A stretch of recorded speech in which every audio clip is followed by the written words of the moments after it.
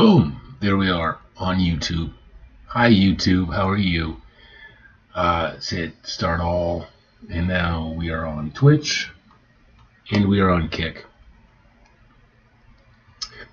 And Twitch is going to be telling you all that I'm playing Warframe right now. I'm not. I'm editing my Novella, which means I'm going to swap over and change that, but that is not going to change what the actual broadcast says, is it? Yeah, let's do this. Edit that. Category, no. Writing and reading. Oops. Writing and reading. Editing. La Novella. Chapter 13.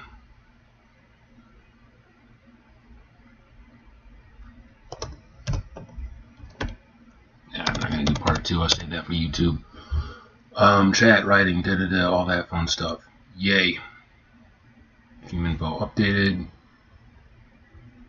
Is that going to change that here? It did change it on there. Sweet. Okay. Rock on. Let's turn this off. Bink. Let's go back to the Chat GPT tab. Boom, because I like to cheat. Oh, pardon me. That was technically because I am writing a romantasy novella. That was a romantic burp, so it's okay. All right. Phone. I get my phone so I can put that up and watch myself on Twitch on the phone so I can see comments there. I'll be back. Don't look at my butt.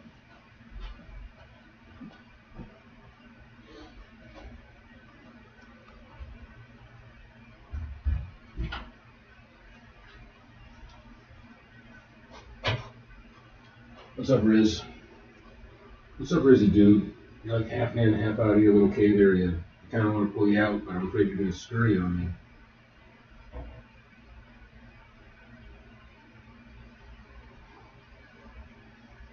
Alright, I'm back.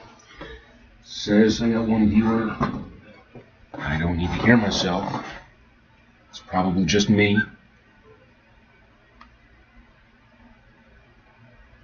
Oh, I got a heart back in response to the message I sent the wife.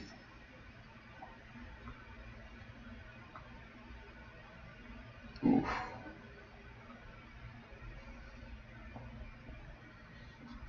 Oh, should I ask if I'm going to see her tonight? Or should I just play it cool? I am just going to play it cool. Yeah. Cool, man. Cool. That's the way to go. Tempting, but no, I'm not gonna beg to see her. I'm gonna wish her well, and I'm gonna focus on this tonight. If I see her, awesome. If not, fine. I need to work. It'd be awesome to have a Friday night date night with the wife.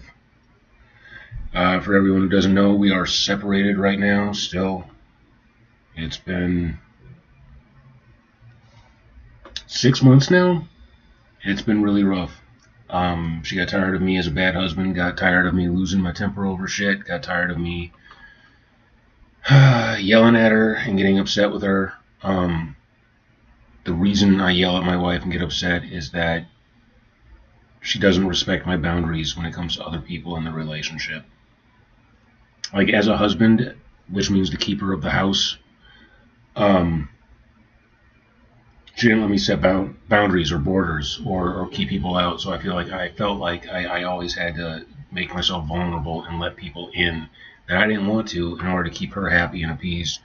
And that led to us being robbed. That led to me being robbed and having personal effects and things taken from me by someone that I knew I shouldn't have trusted, but I trusted for the sake of his mother and for the sake of my wife, feeling like I had to be that guy.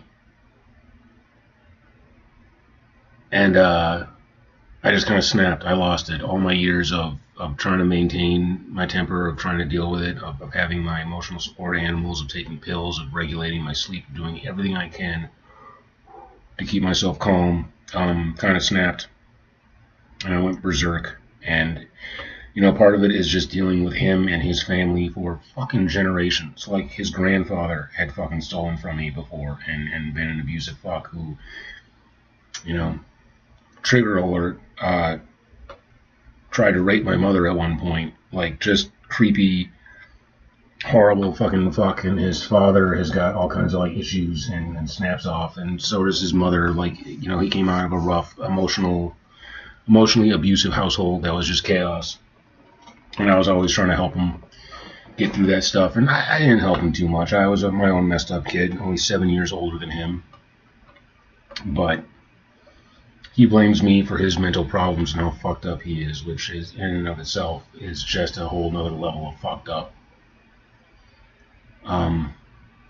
Stole from me, stole things that meant a lot to me, including my wedding ring, including like my collection of Game Boys that I'd collected over the years. And yeah, I had a dream about him last night. That's kind of why I'm thinking about it. We moved out of the house. She moved in with her dad. I'm living in an apartment by myself now for the first time in my life, living by myself. I'm struggling to find a job with the way the job market has been this year, but I've got an interview on Monday, and I've got I spoke with someone about a job today. They called me up. So I had a little short phone interview today. So I got some prospects. You know, next year I could be working, and that would be awesome. But it's been rough. It's been a really rough year. And this past week I was dealing with thoughts of suicide. I've been through therapy and run out of insurance to cover therapy, which is what I'm back to streaming about. Some of you may have heard this already if you're watching this in post. I get a lot of post watches on my writing stuff. I don't really understand that. I need you people to be live. I do. I need to monetize this. I need the money. I need some kind of security. But yeah, and I don't want to keep dwelling about it. I don't want to think about it. But at the same time, I kind of feel like I have to pursue legal action now. Like I said, he's in jail. He pled guilty to misdemeanor, which, if you really add up everything that he took, it absolutely should have been a felony. He should be in jail longer. So, I think the next step is to maybe file another police report. Hi, Riz. Or, yeah, figure out what I'm going to do in pursuit of justice from this point on. But I don't want to keep dwelling about it. I don't want to keep thinking about it. I'm not as angry about it as I used to be, but I'm still upset. And my subconscious is still trying to rationalize shit if I'm dreaming about it. If I'm dreaming about him being in my apartment now, stealing from me again, then I got to keep working on it. Got to keep working on myself. Got to keep working my way back to my wife. This is genuinely rough. It's genuinely rough. It's been mentally taxing on me this year. And I'm mad. I'm mad at myself. I'm mad at him. I'm so a little mad at my wife that I have been conditioned in this marriage that I have to drop my guard, that I can't be a husband. Yeah, and we gotta work past that. I gotta work past that. Which reminds me, I got like 6 days. I want to finish this by Christmas so I can actually give it to my wife. This and the cover, that's my goal. So I got 13, 14, 15. Those are my 3 big chapters that I gotta finish. And then 16 is a smaller chapter that just needs a tweak. And then I would like to be able to go through the entire book. So I would like to be able to do that in one stream. Just sit down and go from 1 to 16. Go through the whole thing. Hopefully my voice lasts, and do any like final little touches and finesses and little tweaks so that I can pass this off to an editor. But it's the illustration that I'm the most anxious about. I struggle. I've been struggling. I used to be an artist. I used to draw all the time, and then college kind of ruined that for me. The whole stress of college and everything else that was going on. Again, we had someone staying in our house, and I wasn't allowed to set up those boundaries. Those were not respected, and that just stressed out my nervous system. Really fucked me up in the head. So, yeah. And that's enough talking about my bullshit. Thank you. Anyone who's listening, I appreciate it. Thank you for lasting this long. Again, especially if you're watching it in post. Let's try and get through this shit, though. I got like 6 pages. And this morning, I did not want to do this. Again, I'm procrastinating like I was this morning. Didn't want to sit down and do it, but I did. And I took 1 page that I did not feel good about, and I turned it into something I feel is kind of beautiful. Let's go ahead and read through it, see if I still feel that way. Chapter 13. Evening chilled the air, but something growing in Garrett's chest kept him warm. Better than how the sentence started out. The sea was smooth like glass, with a tide so subtle he had to hold his breath just to see it. Yet with every tiny wave touching the shore, his anticipation grew. Soon he would see her again, touch her, hear her soft melodic voice cradle his soul. He had dug a pit and built a fire, complete with a spit from wood that had once been part of his lean-to. Still feel like that sentence is doing too much. After making the rest of his preparations for that night, he sat beside it to watch the sky change. As darkness settled in, the flames only burned brighter. Okay, let's get rid of in. As darkness settled, the flames only burned brighter, in tandem with his longing. Hearing the splitting of water... Yeah, let's give that a breath. He looked to see ripples tinged in moonlight gliding toward him. He rose, another clutch of flowers in his hands. Hands in his hands, because he was doing this shit. What's up, Riz? You want a hang, baby boy? Can I bring you out for a hang? Yeah? Yeah? Yeah, I know. I'm just letting myself be prone to distractions right now.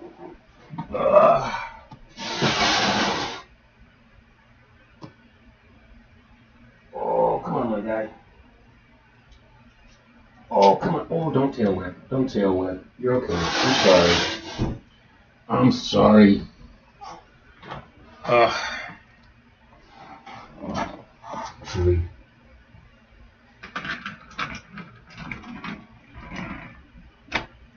Boom. Open the blinds. Get some sunlight. Oh, I'm gonna pick you up. Oh.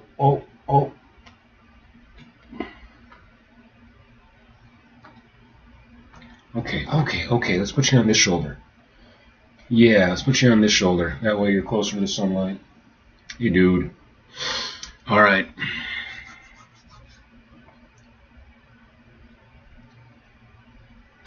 Hearing the splitting of water, he looked to see ripples tinged in moonlight gliding toward him. He rose, another clutch of flowers in his hand.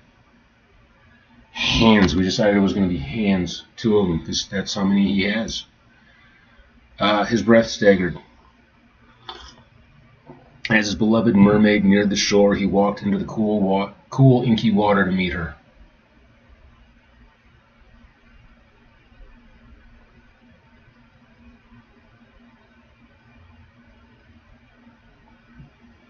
Cool, inky water. That's... It doesn't have great flow to it, but at the same time, ink-colored water? I'm making a callback to chapter 1, where he says that, it was ink above, ink below. Or like he was lost in a sea of ink. This is how black it was. So that's really what I'm going for with this. But, yeah. She slid near low.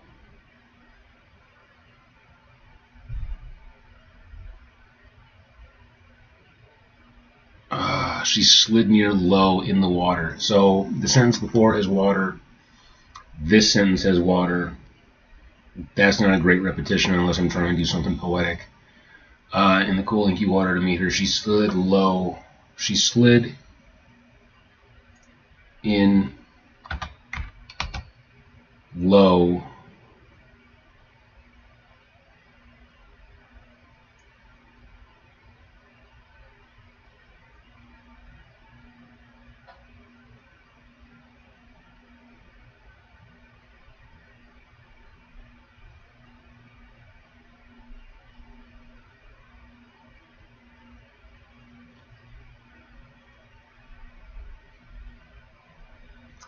without adding too many words, in the water is like the simplest way of saying it.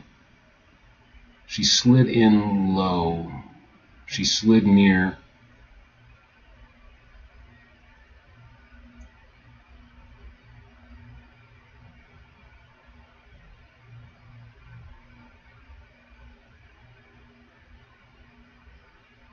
She slid near in low in the water. No.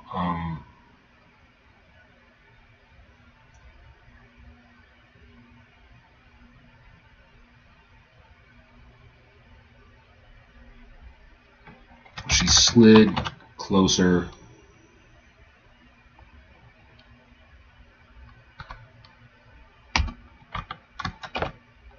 Mostly hidden beneath the surface.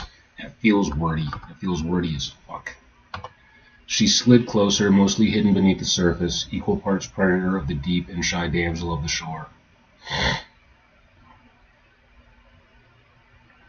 Sentence is doing a lot there. It's doing a lot, Riz. The black water glowed a luminous blue as she changed to her human form before rising in front of him. Caught between the light of the moon and the fire, her bare skin was radiant as it dripped with ocean. Hi. Her eyes brimmed with the same rising joy Garrett felt at seeing her. In her hand she held a dagger, some decorative bejeweled thing that had long since rusted and lost its edge, but still better than the rocks Garrett had been trying to hone into anything edged. Lost its edge, but okay, so edge. What are you doing? Sounds like you're smacking your jaws over there.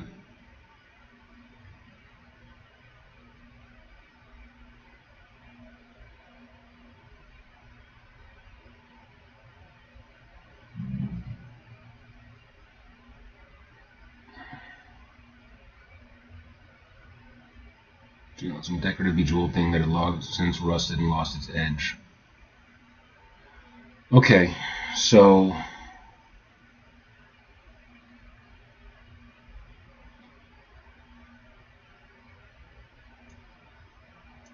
alright, chance to get rid of but. Make the sentence a little bit shorter so it flows better. Lost its edge. Still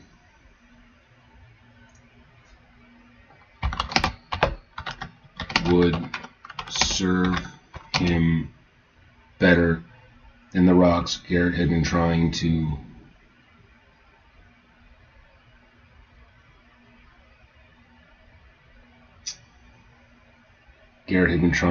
cut with.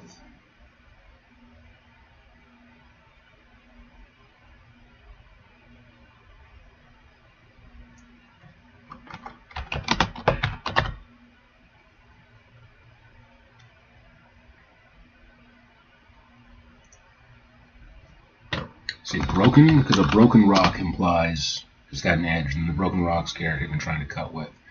They exchanged gifts, flowers for a blade, and walked hand in hand to the shore. Hi.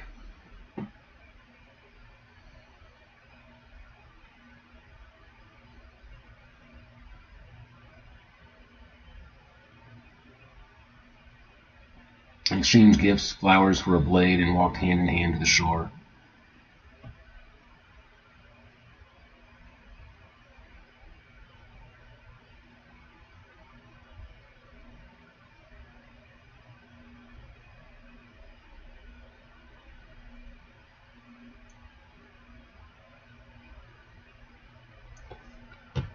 Control C.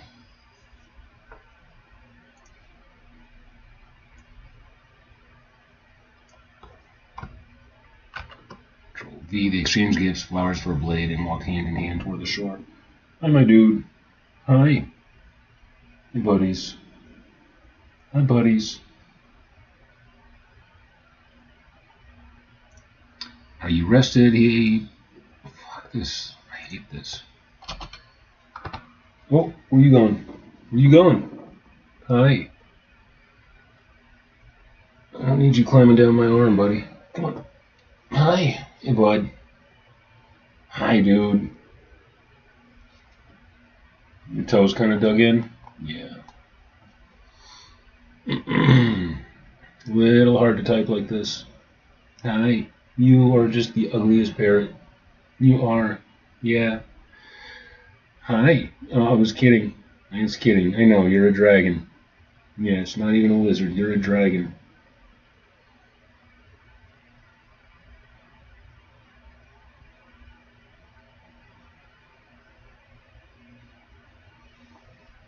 Oh, where are we going, dude? Hi. Hey, buddy. Hey, buddy. Um, in her hand she held a dagger, some decorative, bejeweled thing that had long since rusted and lost its edge. Still, do I need a comma here? Still, do you think I need a comma? Still, it would serve him better than the rocks.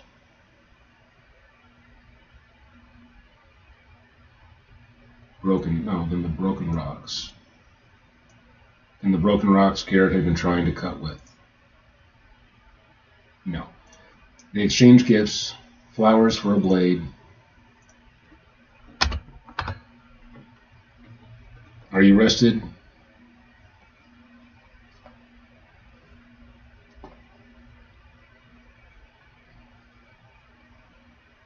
Hey, bud. Hi.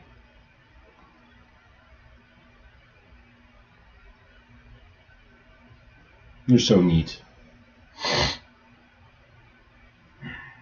Exchanged gifts, flowers for a blade, and walked hand in hand toward the shore. Are you rested? Garrett offered the question softly. And then I got Garrett up here. Can that just be he? Because I don't want his name to get too repetitious and dull, unless, again, you're using poetry. Are you rested? Garrett offered the question softly, brushing a lock of hair that had just been a tendril from her face. Hi. What are you trying to do?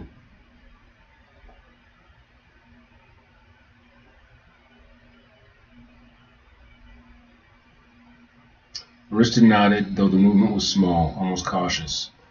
The sea restored me, she said, voice gentle. But walking on land is still a bit painful. Garrett furrowed his brow in concern and stopped short. What do you mean? Does this form bring you pain? Does this form bring you... That doesn't sound Garrett-ish. Does this form... Where are you trying to go? Ugh. So, supposedly, when he's an adult, he will not be as... I don't know, whatever he is. He's a teenager right now. They take 2 years to reach their full adult size, a year and a half to reach their full length. And he is going to be a year old, I want to say on January 10th. Yeah. So we got like half a month. It'll be your first birthday. Maybe 20 days. But yeah. My little boy's growing up. Oh. And so we are really working on his handling. I've had him since he was a baby. And, yeah. Hi, dude. Hi. Arista nodded, though the movement was small, almost cautious. The sea restored me, she said, voice gentle. Walking on land is still a bit painful. Garrett furrowed his brow in concern and stopped short. What do you mean? Does this form that bring you pain? That's not how Garrett would say things. Does this form hurt you? He's much more plain spoken. A sick feeling rose in his gut. She looked at him then, not with the hunger of the early days, nor the wary fear of yesterday, but with something searching, measuring, uncertain, in a way that made her look more human than her borrowed skin ever did. It can, yes, only when my magic is exhausted, or I have been on shore too long. It is but a small price to pay for this spell.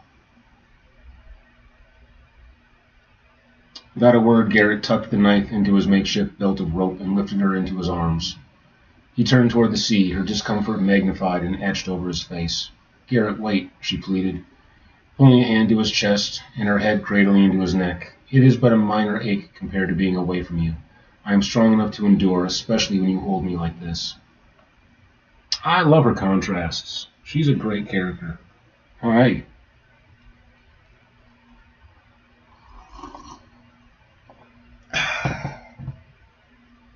I got a dragon on my chest. You are just the cutest little button. Hi. Hey, buddy. Alright. With a sigh of resignation at her stubbornness matching his desire, he turned and carried her toward the fire. The glow painted their conjoined shadow across the sand. The boar carcass waited nearby, the scent already beginning to change the air.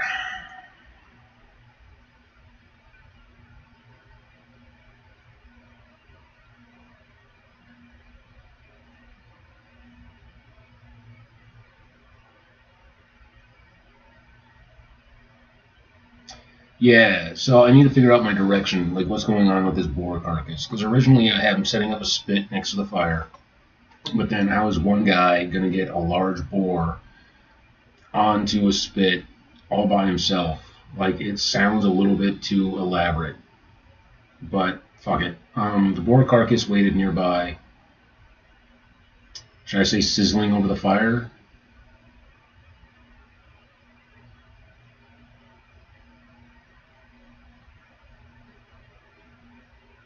Because, like, you would remove the organs and everything else first, right? Like, you wouldn't just put a whole live pig with all its intestines and everything else.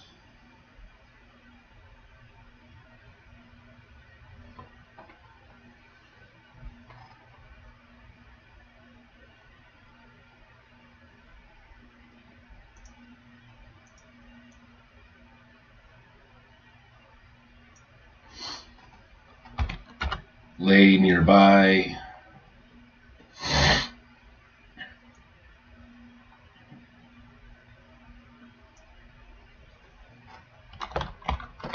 Awaiting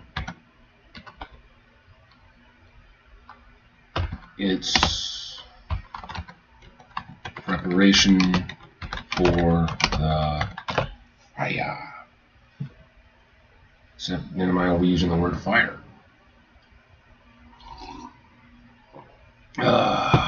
The boar carcass lay nearby, awaiting its preparation.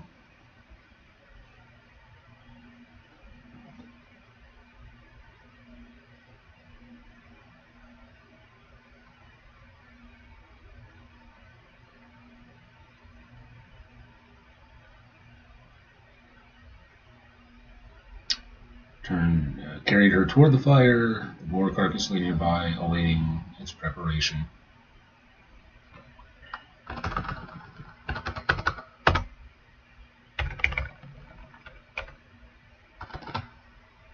Awaiting preparation. Arista eyed it with a strange mixture of awe and unease, as though the beast still held some power over her.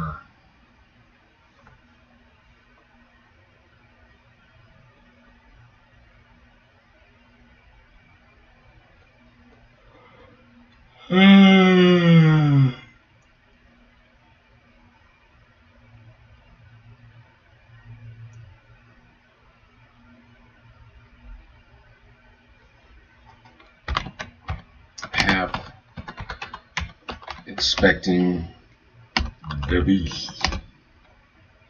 No, too many spaces.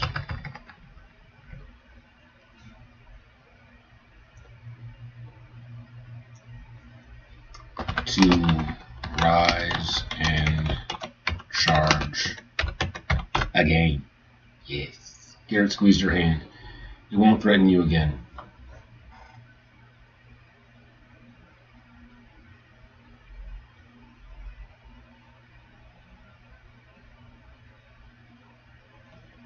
Okay, let's ditch the word again there. To rise and charge. Garrett squeezed her hand. It won't threaten you again. He said, shouldn't have threatened you at all, she murmured, guilt dragging at her words. He turned her gently to face him. Arista, I didn't kill the boar for you.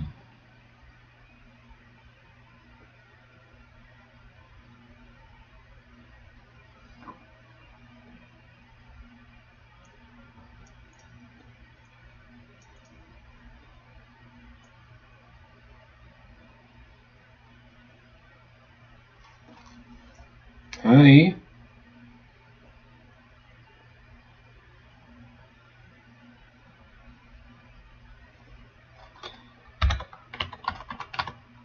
What's up, buddy? Lowered, no, that's not how you spell that word. Lowered her feet to the sand.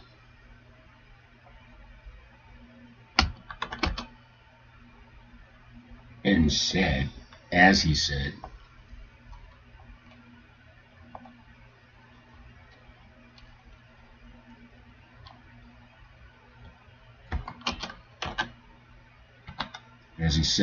Arista, I didn't kill the boar for you.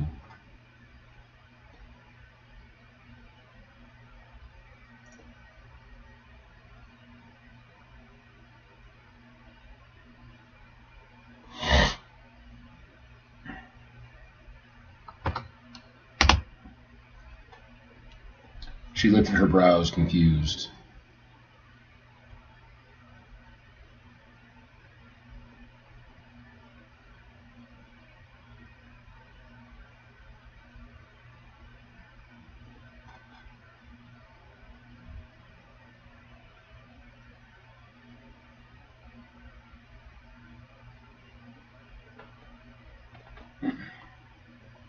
Hey, bud.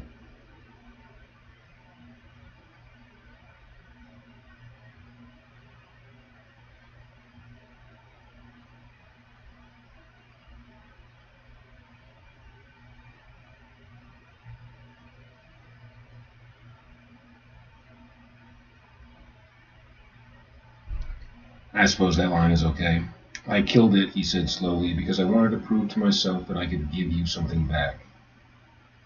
Anything, after all you've done for me. And, he added with a triumphant grin,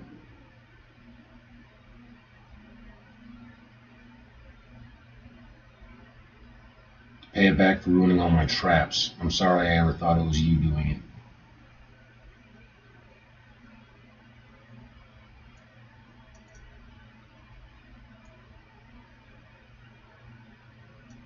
Blamed you.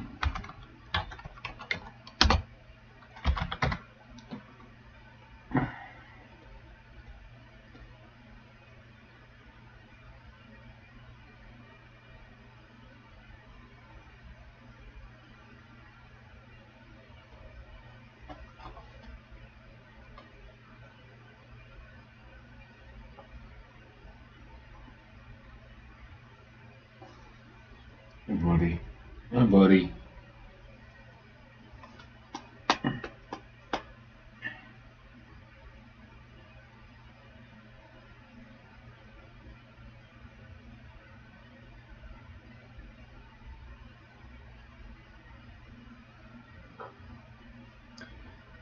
She had a seat a little ways from the fire. The heat seemed to irritate her.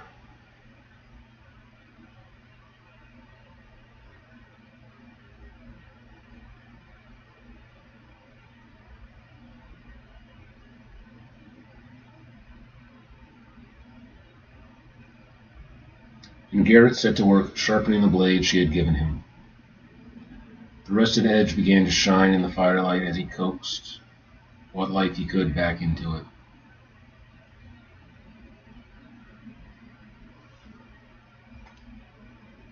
The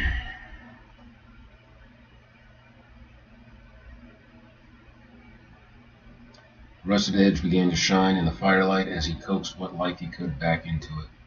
Soon he was carving sections of the boar off the carcass and spearing them onto sticks to roast. He was no chef, but he understood campfire cooking well enough for this task at least.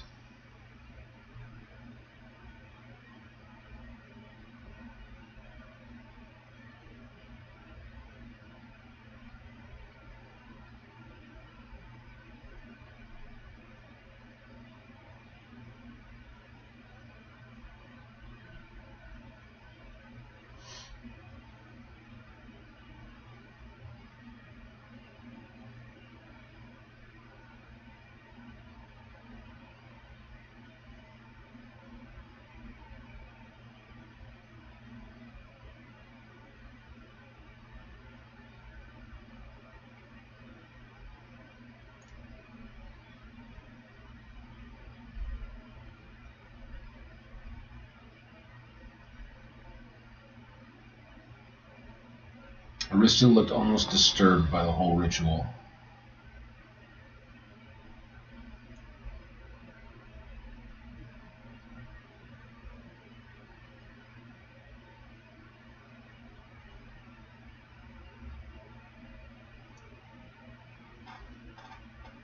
Bewildered, confused. Let's say confused. Confused by the whole ritual. Do you always burn your food before you eat it? She asked. How about must you always burn your food before you eat it? She asked.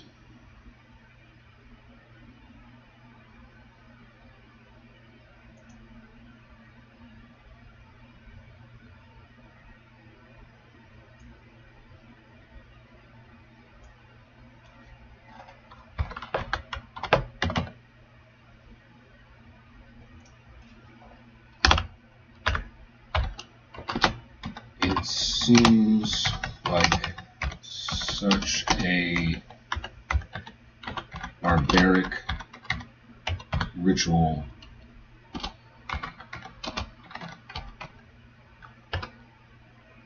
You humans engage in.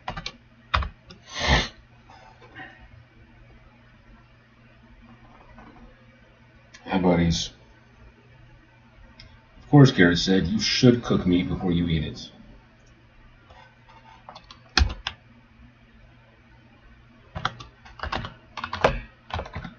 Otherwise, it could make you sick.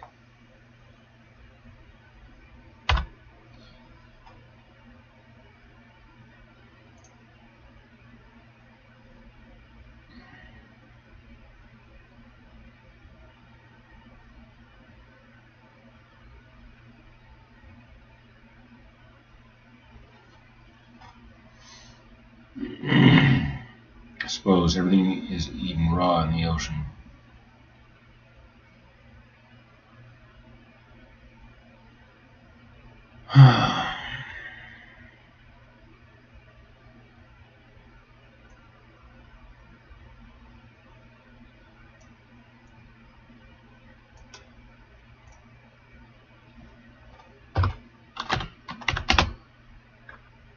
Then he mused.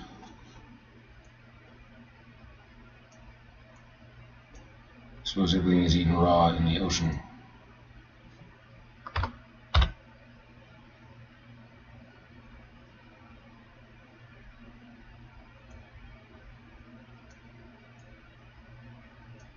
Everything in the ocean is eaten raw.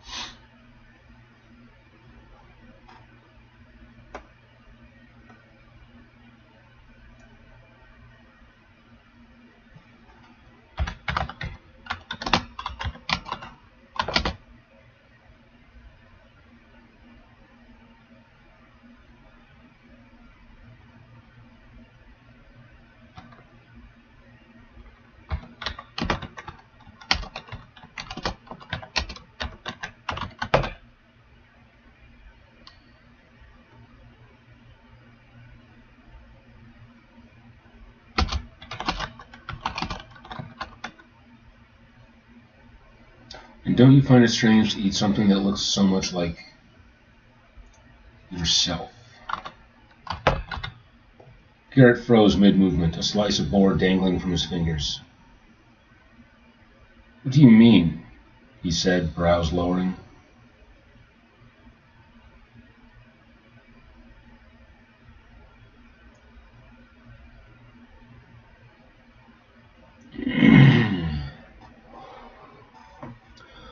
Only that when that creature arrived, it was bald and somewhat friendly.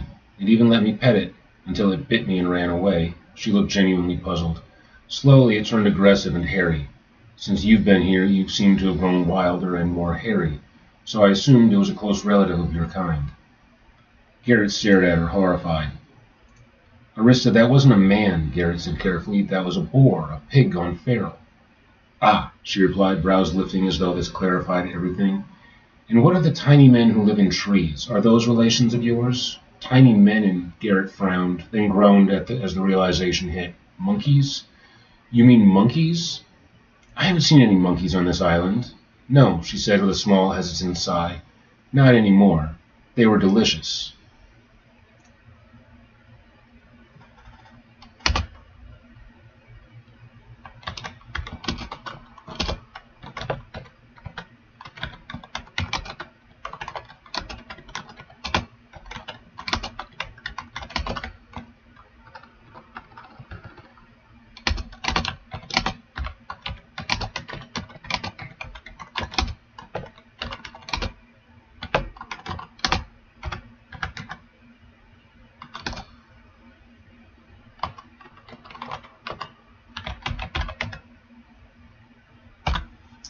And the surprised faces they made underwater were most entertaining.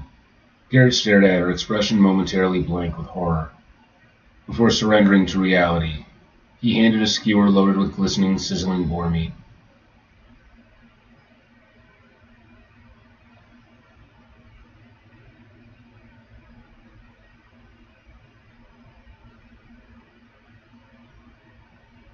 Best viewers on stream, boo. Well, thank you for that. I'll take my chances.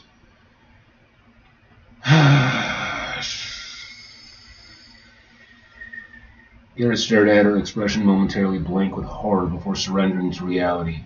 He handed her a skewer loaded with glistening, sizzling boar meat.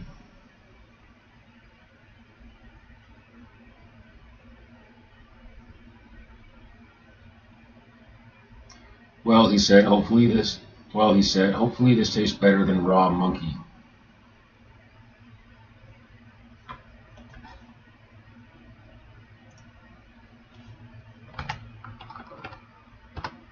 And no relation. Now really don't eat that yet. Let it cool unless you want to burn your tongue.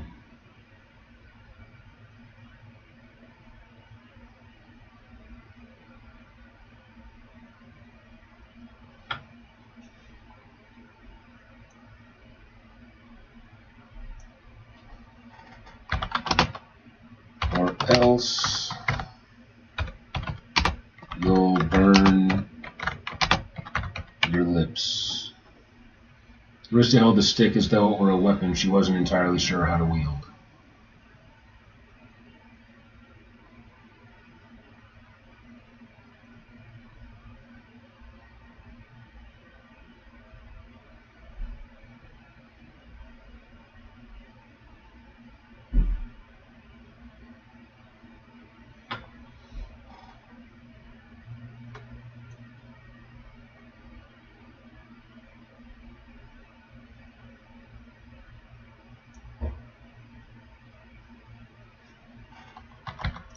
With wide-eyed wonder, steam rose from the meat. Her nose wrinkled at the heat. Her curiosity overpowered prudence.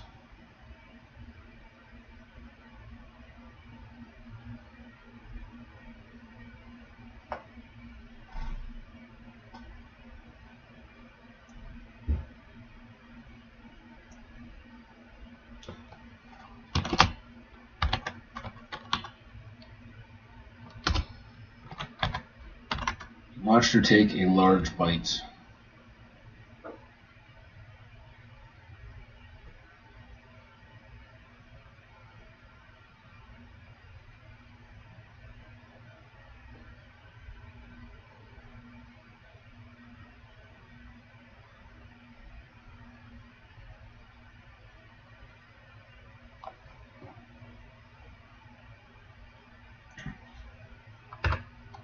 She recoiled instantly, eyes wide. It's hot. Why would you do that to food?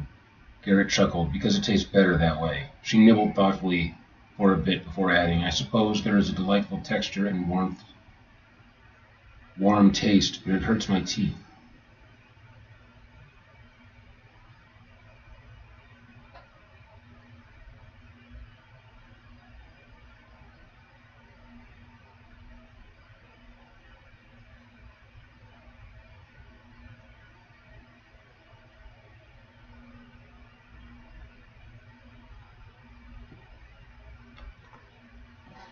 Let it cool, Garrett repeated. So you cook it just to get it cold, just to let it get cold. How does that make any sense? She took another bite and chewed carefully, thoughtfully. She swallowed and then continued, thinking aloud. I suppose there is much humans do that confuses me. Like, why do you insist on wearing coverings? Why hide your bodies in such ornamentation? Is it to distinguish yourself from boars and monkeys? That's a good follow-up line for this. It's to keep us modest as well as to distinguish status, Garrett said before sinking teeth into the skewer he'd been cooling for himself.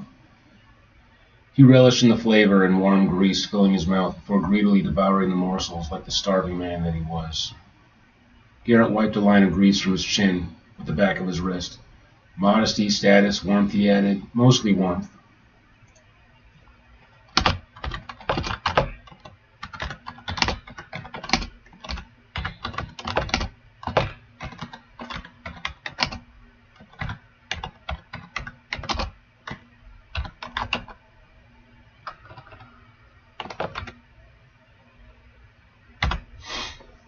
Arista tilted her head, studying him as though he were the oddity, and not the woman born of the moonlight surf holding a stick of roasted meat.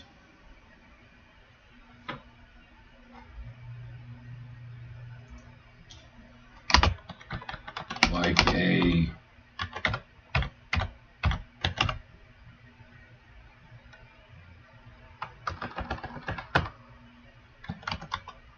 a scepter. You hide your bodies, she mused, yet you bare your hearts so easily. Garrett blinked, caught off guard. That's not usually how humans work. Then you are strange among your kind, she said simply, taking another cautious bite of the meat, this time without flinching.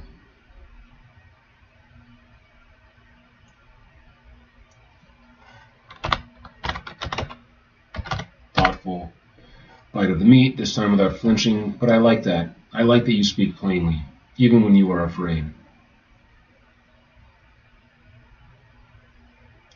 Well, in speaking plainly, you could do with a bit of modesty, he chided. It would certainly make you less distracting. He let his eyes travel over her naked body, a sight he could never fully get used to. Not that I don't appreciate your lack of it.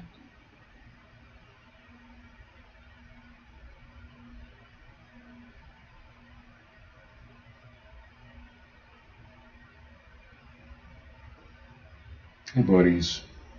Hi, dude. Hi, Rizzy.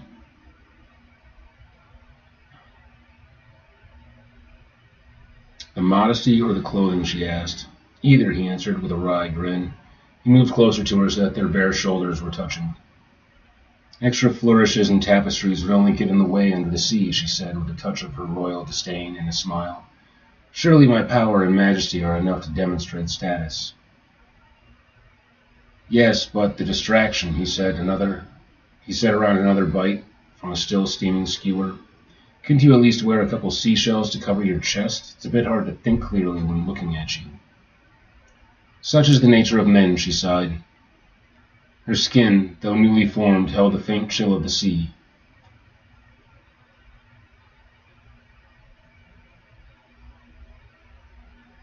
He didn't know whether he was warming her or if she was cooling him. Hi.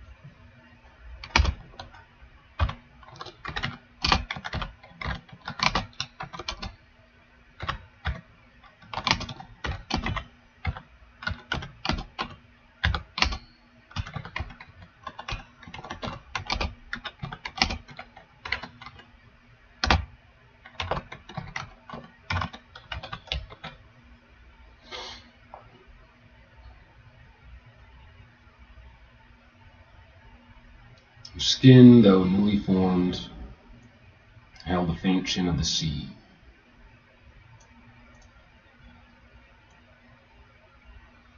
Don't really need, though newly formed.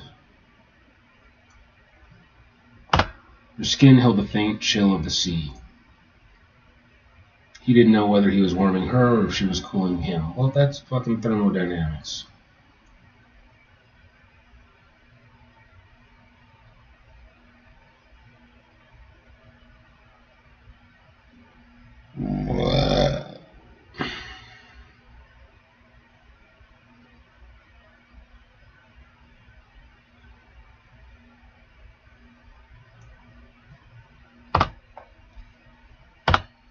Her skin held the same faint chill of the sea that her words did. Garrett, she murmured, eyes on the fire, when you speak of modesty and status, do humans ever let themselves be fully seen?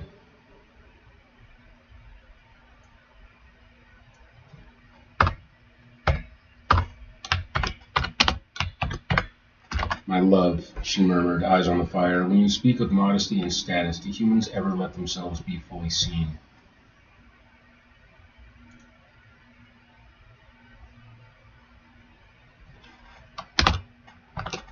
Or is it all decadence and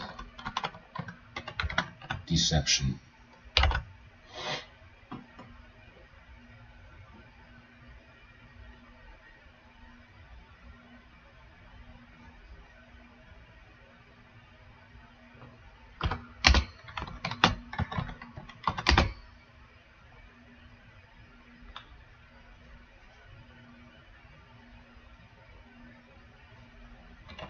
Some dance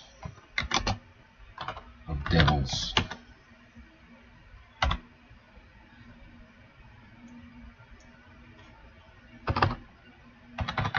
Like some dance of devils.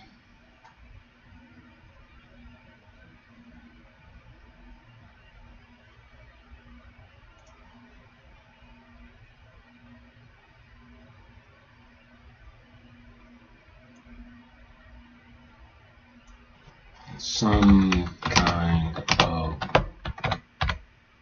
devil's dance.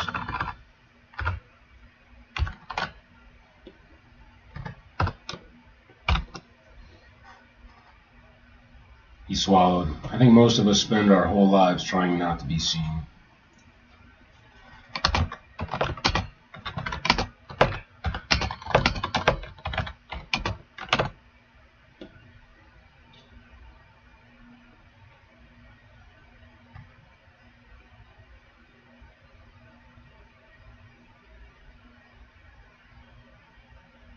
That, she whispered, is what I do not understand.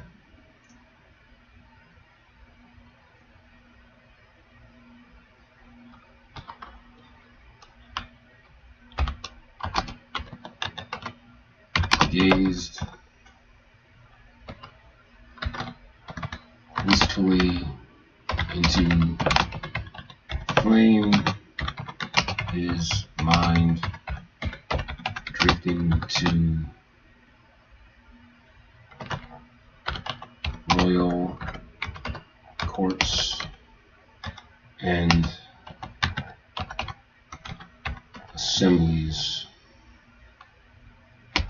as he mused.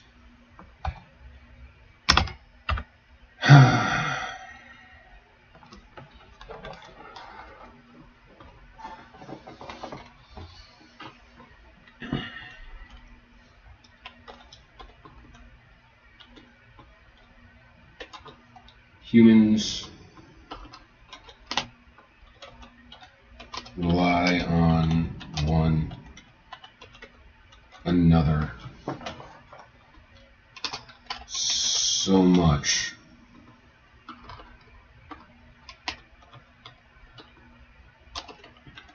that rejection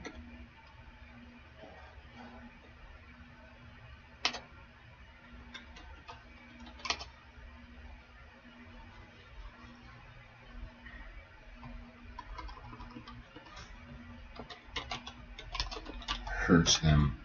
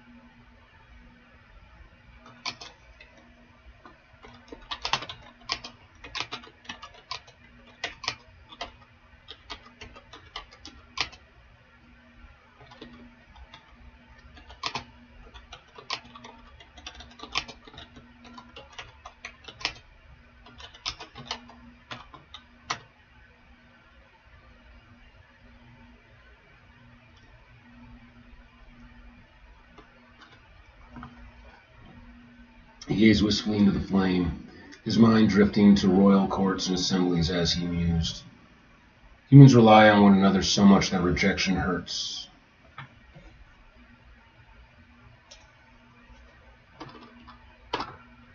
Most find it better to act like someone else, maybe so if they are rejected, it's not really happening to them.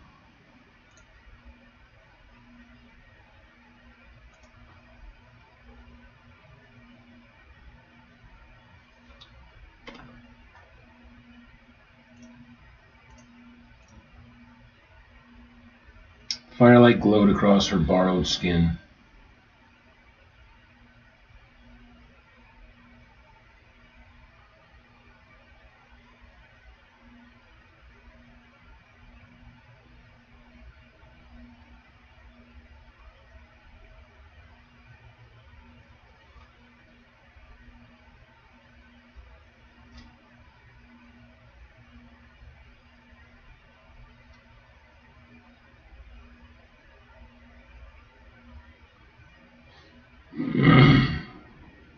Firelight glowed across her borrowed skin.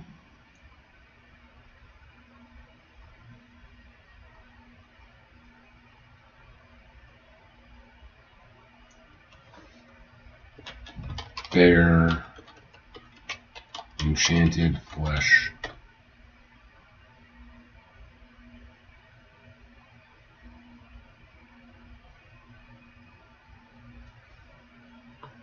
Softening the ridges of her uncertainty. She leaned just slightly into him.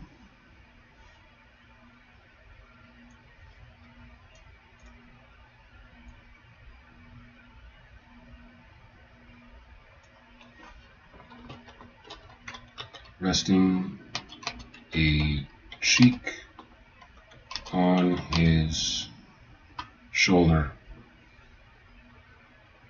Cool against warm. If humans hide themselves, she whispered.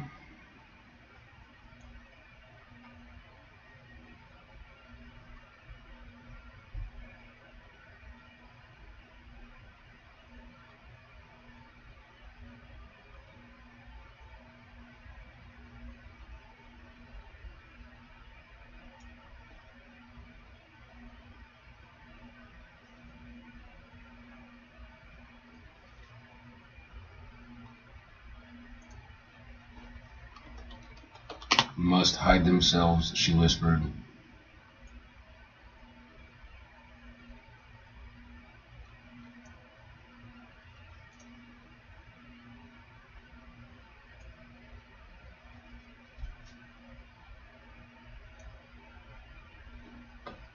And be less human with me.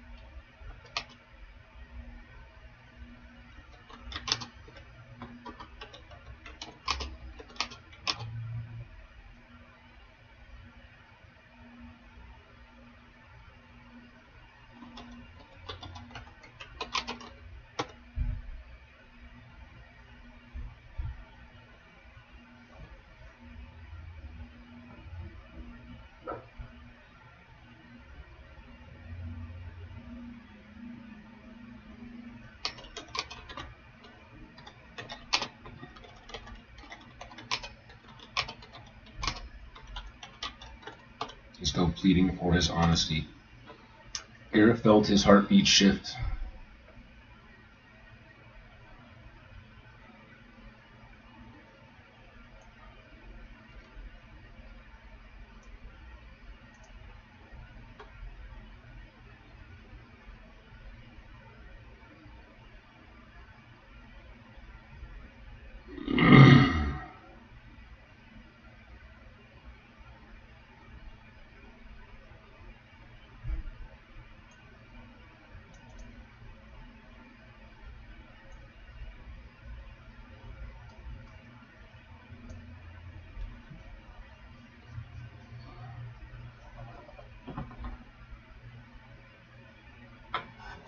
Alright, buddies, I feel like you're being extra cute right now.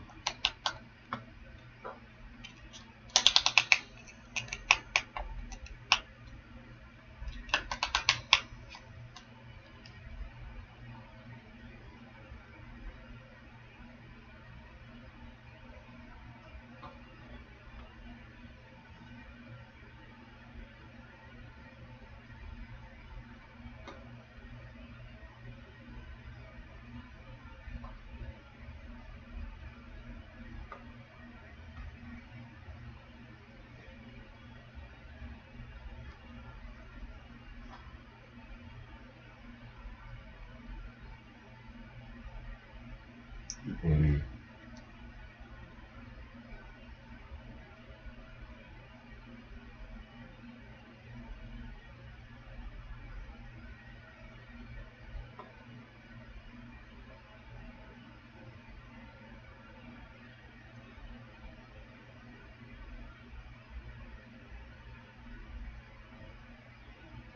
I think we're getting a snuggle. Nope, I do not take good selfies. Alright. Yeah?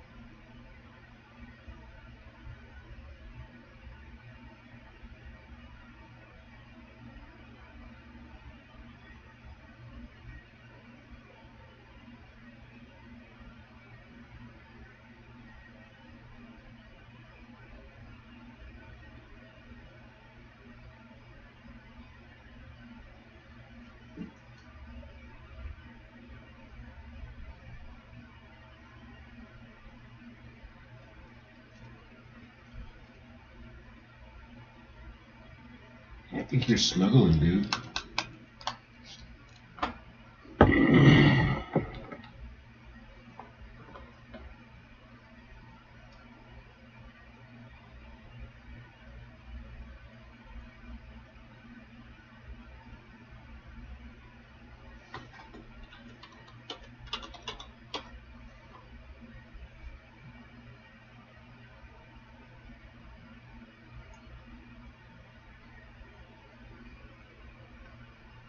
No. Maybe heartbeat is fine. Garrett felt his heartbeat shift as if the tide inside him had changed.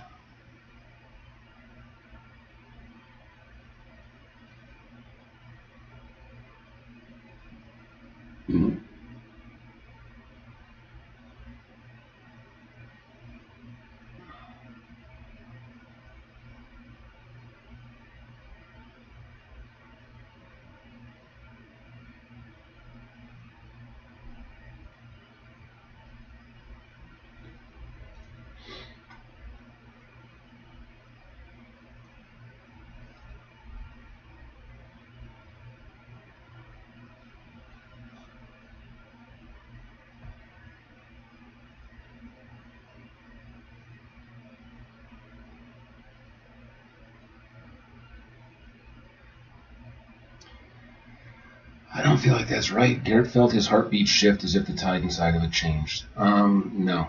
Um,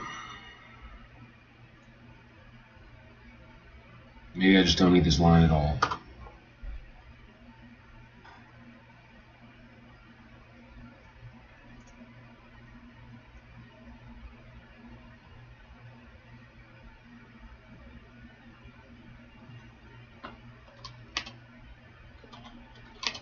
Is pulse quickening? Ask me anything. Arista let out a shaky sigh. Garrett felt her body quiver next to his with the sheer weight of what she was about to say. He leaned in.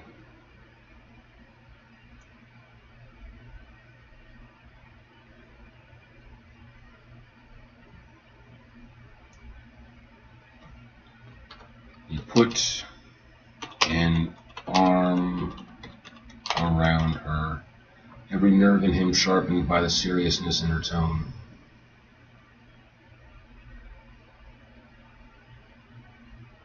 Can true love even exist in the situation we're in? She asked.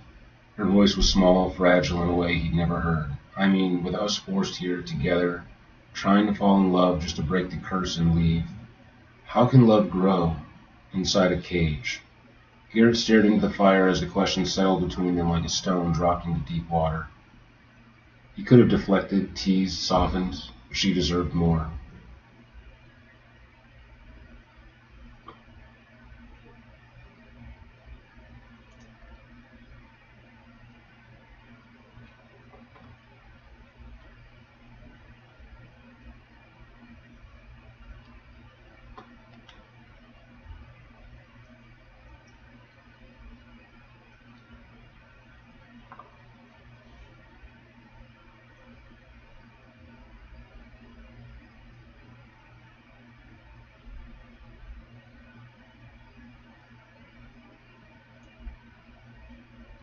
I feel like I need that.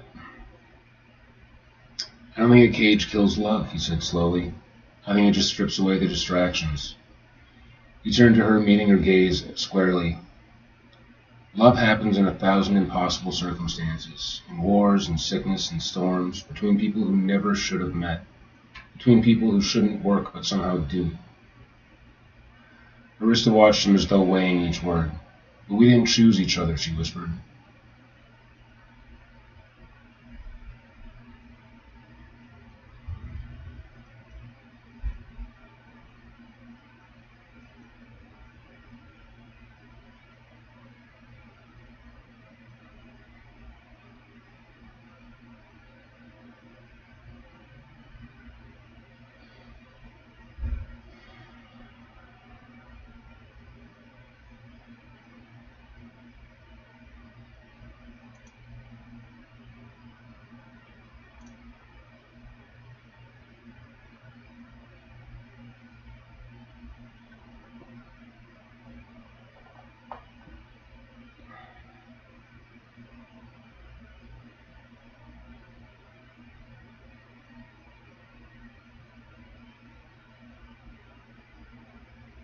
But we didn't choose each other, she whispered.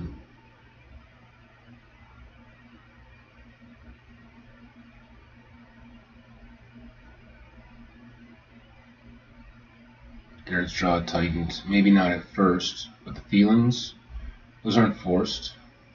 I didn't have to worry when you were gone. I didn't have to fight a bore to feel like it mattered.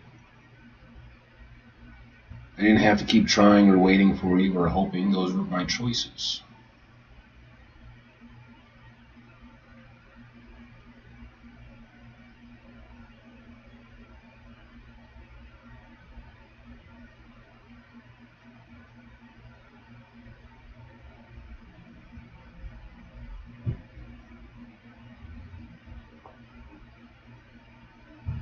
Okay. Awesome.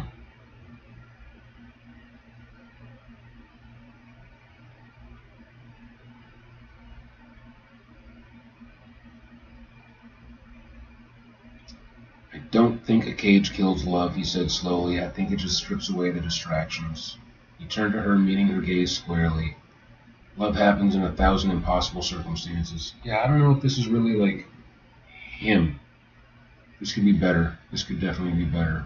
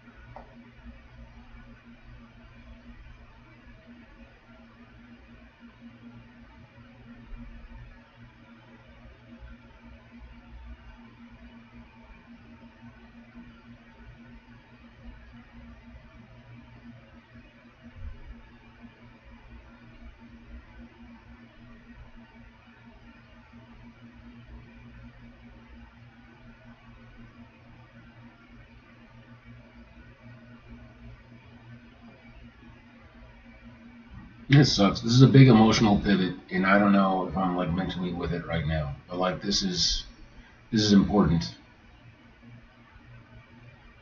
How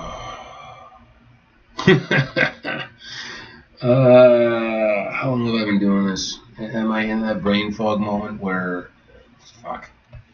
I hate to be like, I need to wait for inspiration to hit, because that's just some bullshit. But it's been an hour and 15 minutes. But I feel like this could be better.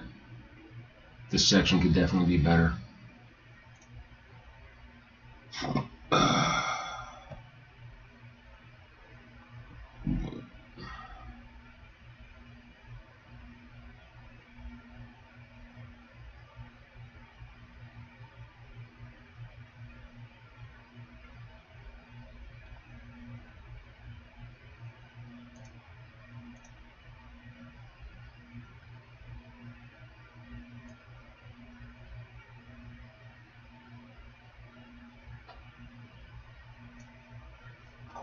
Alright, let's hit Control C. Go back to ChatGPT. I'm going to do the lazy approach on this.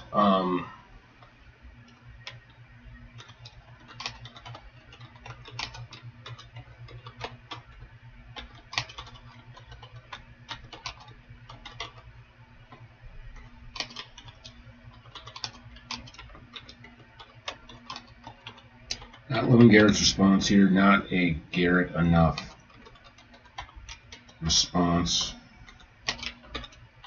How do we make this better? I want to get this right without having to sit around waiting for inspiration.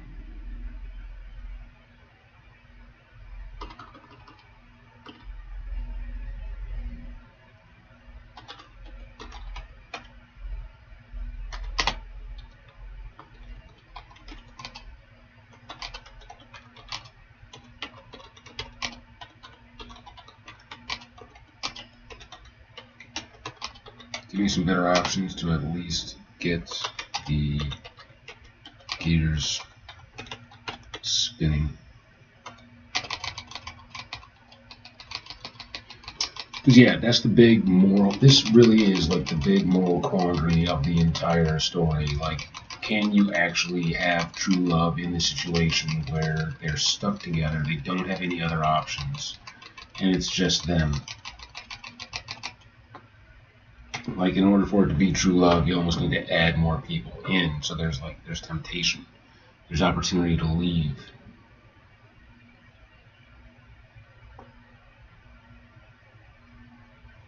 Good instinct. You're right. The response is thematically correct, but too polished, too speedy, and not quite Garrett.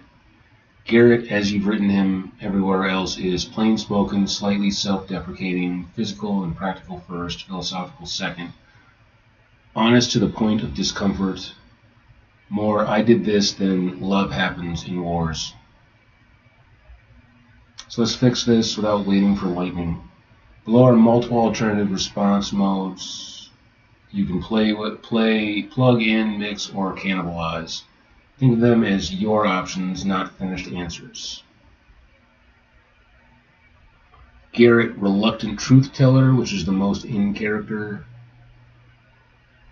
Less philosophical, more admission. He doesn't define love, just admits what he's already doing. Garrett watched the fire snap and hiss, jaw working as if he were chewing on something unpleasant. I don't know, he said at last. I'm not good at naming things like that. He glanced at her, then away again. All I know is, I didn't have to come back here tonight, and you didn't have to either. He shrugged, almost uncomfortable. Hey, buddy.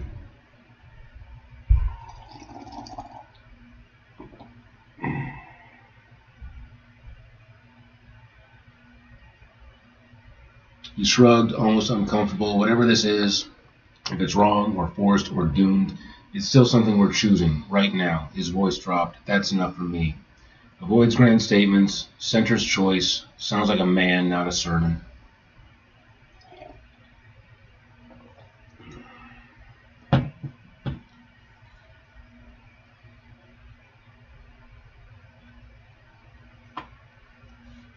Option 2, Garrett the practical survivor. My butt is falling asleep, Riz. And the sun's starting to set. I feel like this is my last best chance to take Lou out for a short walk before it gets really cold. So this might be a good place to unfurl my leg.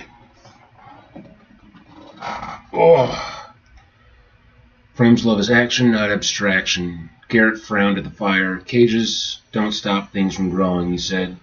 They just make it harder. He looked down at his hands, scarred and rough. I didn't fight that boar. Because of a curse. I fought it because I couldn't stand the thought of you getting hurt. He met his eyes. If that's not real, then I don't know what is. Anchored in the boar fight, earned moment, simple, grounded logic. Garrett proves love by behavior. Yeah, my butt's falling asleep there, Riz. You're falling asleep too, aren't you? Your light's off. Oh, it's past your bedtime, isn't it? Yeah, this is normally when you be crashing. What?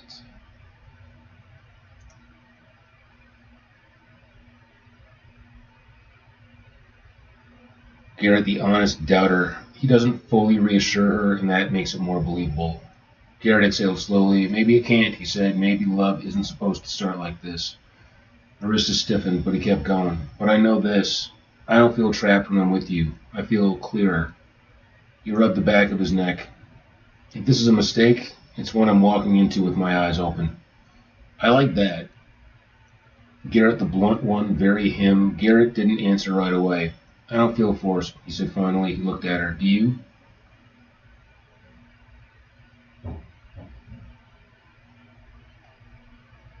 Garrett, the self-aware romantic, but still grounded. Garrett gave a short, humorless breath. If this is a cage, it's the first one that's ever made me feel like myself. He nudged her knee with his own. I don't know what happens when the door opens, but I know I don't want to pretend this isn't real just because it scares us. I like that too. Yeah, I like all of those. Well, not all of them. Some more than others. But, yeah, I want to come back. I'm going to walk. I'm going to walk the dog. Well, the horizon is still crested with that ribbon of orange. And get a little fresh air, cold fucking fresh air before the night settles in and freezes everything in an intolerant embrace. I'm going to get you to bed, little guy. Oh, you're so adorable. You're so adorable.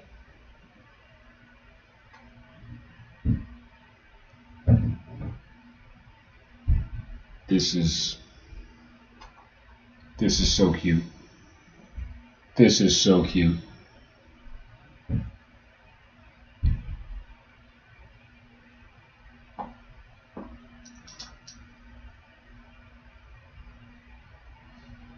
Okay. Yeah, I'm going to take a break. Um, yeah, take the dog for the W word, all that fun stuff. Thank you. Oh shit, it's 8 degrees right now. Fuck this weather. All right, thank you everybody who has been hanging out. I appreciate you truly. If you're watching this in post, thank you for that too. I appreciate that, especially if you're watching a pre-recorded video of me working on this and you stayed all the way through. Thank you. Good for you. Um, Peace out. If I'm not back again tonight, hopefully it's because the wife and I had another little date night. Um, Otherwise, I plan on coming back on, finishing these last 3 pages. I'm going to mull over this response, go back to my ChatGPT thing, and try to figure something out. Yeah, this is a big moment, and this is important. I don't like the speech that I have here right now. I need to fine tune it. I need to adjust it. I need to rough it up. It's not Garrett enough. So I'll be back. If anybody has any comments or ideas, if you've been following along with the story, if you're familiar with Garrett's character and you've got ideas on how I can get over this section, I'd love to hear them. I'm really sort of searching right now. So, peace out. Have a good evening. Hopefully, I don't know. I don't know if I'm hoping to be back on or not. Like I said, if I'm not back on, it means I managed to get a date night in with the wife, and that would be fantastic. She's my mermaid. And if not, I should be back. I should be finishing this up tonight. So, peace out. Have a good one. I'll see you